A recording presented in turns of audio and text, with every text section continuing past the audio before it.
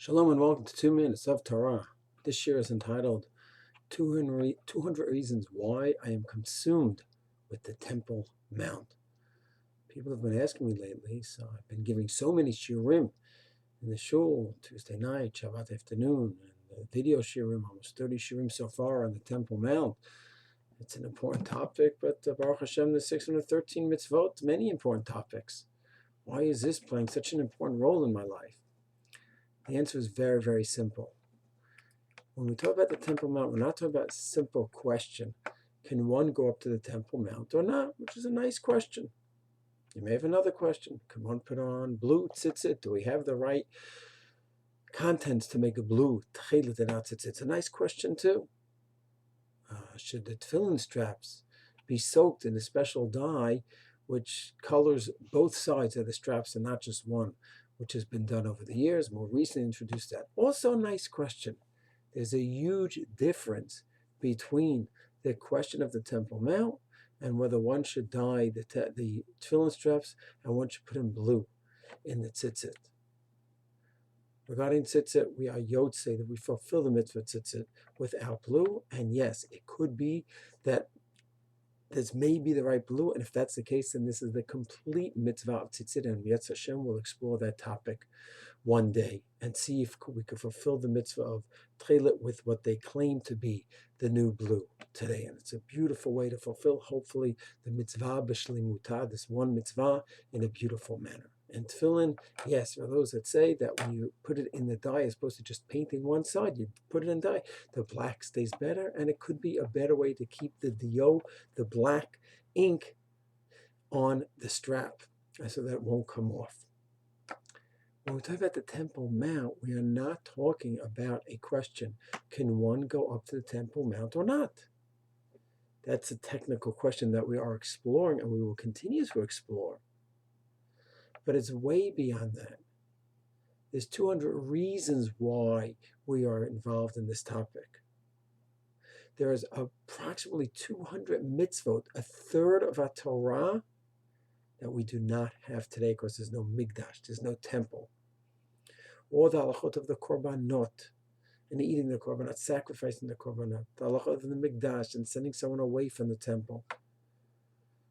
Endless tum'ah, tahara, shmirat hamikdash, marah hamikdash, tefillah in the mikdash, lulav in the mikdash, shofar in the mikdash. Those mitzvahs are lacking.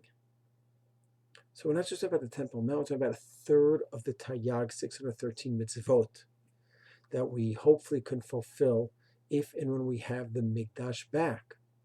And the question is, how do we go about bringing the return of the mikdash? So some have gravitated towards the view that it's going to come, it's going to happen, Hashem will bring it, we'll do tshuva, and that's how it's going to be. And others have taken the approach based on the parsha, pasuk in Parshat Vayei, l'shechno tidreshu uvat hashama.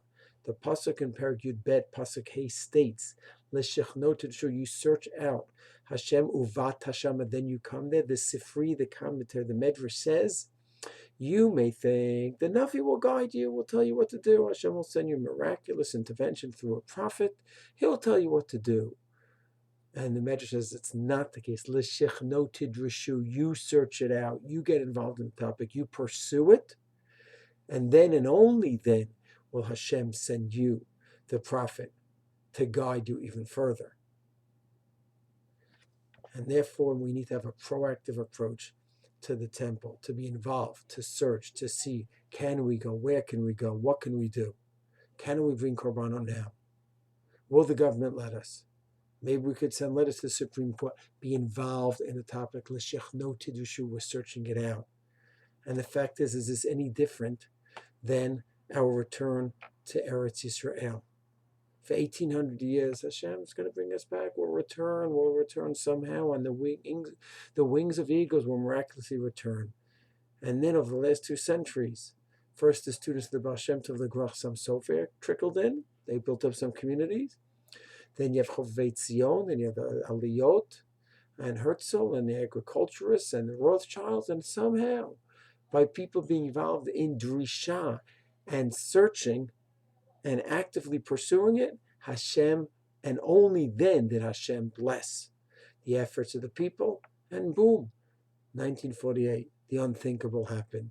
And 67, man's efforts, man's initiations, and then we have the state. And we keep progressing, Baruch Hashem. So the next chapter in Jewish history is going to be Mietz Hashem, the temple. How is that going to occur? Again, many have the passive approach. A little bit surprising that even those who are very proactive about the conquest of Israel, the Talmidim of Merkaz Harav and Har Hamor, are proactive about settling Israel. Rav Aviner, settling in the Arab quarter, the Muslim quarter in the Old City.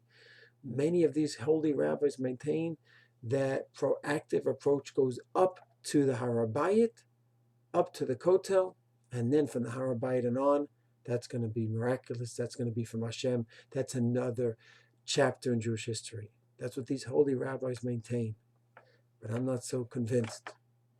And many maintain that no, we must be proactive not only in the Kiva conquest of Israel, up to the Kotel, but over the wall as well. We have to be searching, we have to be proactive, we have to be going to wherever we can, show conquest, show dominance, show sovereignty. Keep looking and searching what we can do to further the topic. So yes, I am very concerned about the topic of the Temple Mount for at least 200 reasons. Because in Mietz Hashem, if we are involved in the search and we are proceeding with the involvement in it, then and only then will we merit the temple, the Mikdash, and the third of the Taryag mitzvot that we're missing. And therefore, I truly believe, L'shechno tidreshu, we must be searching out the Shekhinah, the Makom Shekhinah, Hashem's glorious home. And then and only then, Uvata Shama, are we going to go ahead and be there. And that's why this topic is so close to my heart, and Mietz Hashem, to many others as well. Shalom.